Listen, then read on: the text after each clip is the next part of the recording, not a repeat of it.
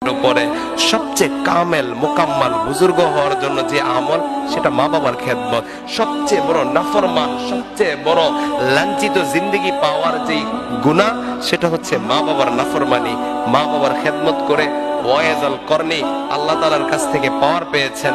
মা বাবার খেদমত করে বায়েজিদ বুস্তামি ওলি হয়েছেন। মা বাবার খেদমত করে কসাই মুসার সাথে জান্নাতের সঙ্গী হয়েছেন।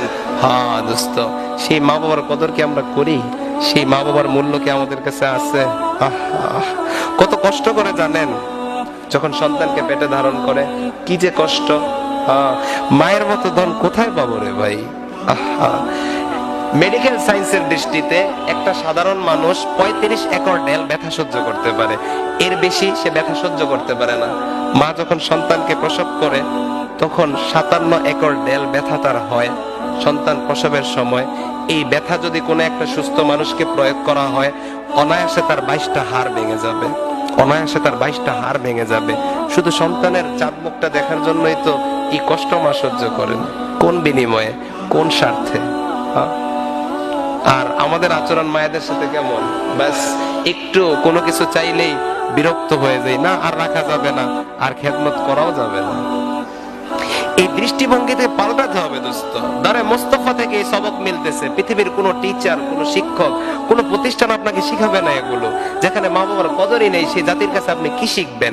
যেখানে স্বামী স্ত্রীর রিলেশনের কোনো দামই নাই, যেখানে সন্তান জানে না মাকে, সন্তান জানে না বাবাকে, যেখানে মা ছেলে, ভাই বোন, বোন ভাই এবং বাপ মেয়ের মধ্যে কোনো পার্থক্য নাই, সেই জাতি আর সেই আধুনিকতা আপনাকে কি শিক্ষা দেবে? আপনাকে এই সবক তো আপনি পাবেন দারে মুস্তাফা থেকে, রসুল আম্বিয়ার দরবার থেকে। হ্যাঁ, আফসোসের সাথে বলতেছেন, হায় যদি আমার মা জিন্দা হতেন, যদি আমার মা জীবিত থাকতেন।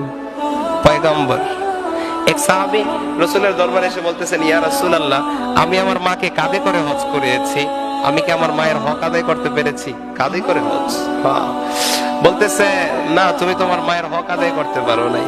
বাচ্চা প্রসবের সময় মায়ের প্রসবের রাস্তায় ব্যথার যে লেহের ওঠে, বলে সেই ব্যথার অর্ধেকের হকও তুমি আদায় করতে পারো নাই। বাস মৃত্যু পর্যন্ত তোমার একই কাজ, তুমি তোমার মায়ের খেদমত করবা। তো রাসূল ওমরকে আর আলীকে ওয়াইজাল করনির দোয়া নেওয়ার জন্য কেন আদেশ করলেন? ওয়াইজ বড় বুজুর্গ ছিলেন না? উতিতু ইলমুল আউয়ালিনা ওয়াল আখিরিন, পূর্বের পরের সমস্ত ইলম থাকার কারণে আল্লাহর রাসূল জানতেন যে জামানা আসতেছে, মা বাবাকে লাঞ্ছিত করা হবে, মা বাবার বেকদর করা হবে, মা বাবার অমূল্যায়ন করা হবে, মা বাবার কদর করা হবে না। এই জন্য আল্লাহ রসুল এই দৃষ্টান্তকে আনেওয়ালা উম্মতের জন্য উদাহরণ হিসেবে রেখে দেওয়ার জন্য ওমরকে বলেছেন, আলীকে বলেছেন, যখন ইয়ামানের সেই কালো ওয়াইজের সাথে দেখা হবে না, তখন তার কাছে দোয়া চাইবা। মাকে খুশি করে আরশের রহমানকে খুশি করে দিয়েছেন। আল্লাহ রসুল জানতেন এক জমানা আসবে যখন মা বাবার বড় বেকদরি হবে, মা বাবার ইজ্জতের ই করা হবে। দোস্ত, যে মায়ের মহব্বতকে জানে নাই, আল্লাহর কসম মহব্বত কি জিনিস সে এটাই জানে নাই। মায়ের যদি সম্ভব হয়, মায়ের কলিজাটা খুলে দেখো, সেখানে সন্তানের মহব্বত ছাড়া আর কিছুই পাওয়া যাবে না। এক নওজোয়ান বলতেছে, হুজুর, আমি যখন আমার সামর্থ্য কম ছিল, তখন আমি আমার মাকে কোলে নিয়ে ডাক্তারের কাছে নিয়ে যাইতাম, গরুর গাড়ি দিয়ে নিয়ে যাইতাম। আজকে আমার অনেক টাকা পয়সা হয়েছে, আজকে আমি অনেক সামর্থ্যবান, আমার কাছে দামি গাড়ি আছে, থাকলে কি হবে? আমার কাছে মা তো নাই গাড়ির মধ্যে বসে, মা তো নাই গাড়ির মধ্যে বসে।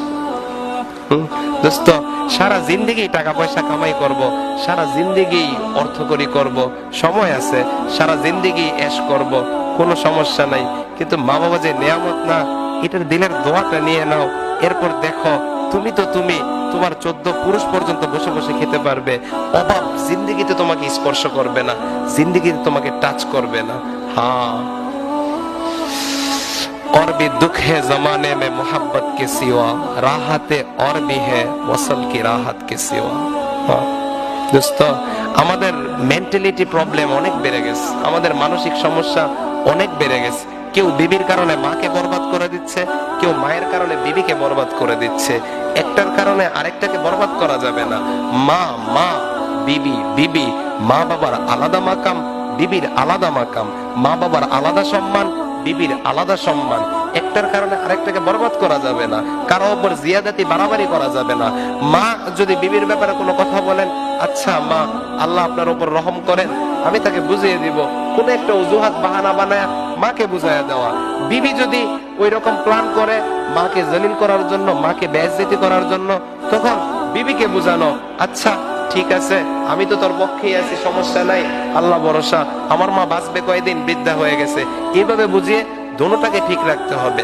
স্বামী স্ত্রীর সম্পর্ক পৃথিবীর সবচেয়ে ইম্পর্টেন্ট সম্পর্ক, সবচেয়ে গুরুত্বপূর্ণ আজিমুশান সম্পর্ক। মা বাবার সম্পর্ক পৃথিবীর সবচাইতে পবিত্র সম্পর্ক। একটার কারণে আরেকটাকে বরবাদ করা যাবে না, দোনোটাই লাগবে। এজন্য সবকিছুর মূলে মানে আমাদের বিধ্বস্ত মানসিকতা আর আমাদের অসুস্থ মানসিকতা, এই মানসিকতাকে দূর করতে হবে, এই মানসিকতাকে চেঞ্জ করতে হবে। দোস্ত চলেন আজকে এখানে বসে নিয়ত করি, আজকের পর থেকে আর জিন্দগিতেও মা বাবার নাফরমানি করব না। যে কোনো কারণে যত বিরক্ত করুক উফ শব্দও করব না। যে নেয়ামত আল্লাহ আমাকে দিয়েছেন, কায়নাতের সবচেয়ে যে দামি নেয়ামত জান্নাত আমার মায়ের পায়ের নিচে রেখেছেন, আমি তো এতদিন এটা বেখবর হয়ে মসজিদে তালাশ করেছি, আমি তো এতদিন এটা জিহাদের মধ্যে তালাশ করেছি, আমি তো এতদিন এটা তাসবিহ জপার মধ্যে তালাশ করছি না। আমার মায়ের অমূল্যায়ন না করে, কদর করে সেই পায়ের নিচ থেকে জান্নাত আমাকে কামাই করতে হবে। আমার মা বাবাকে মৃত্যুর আগে খুশি করে দিতে হবে।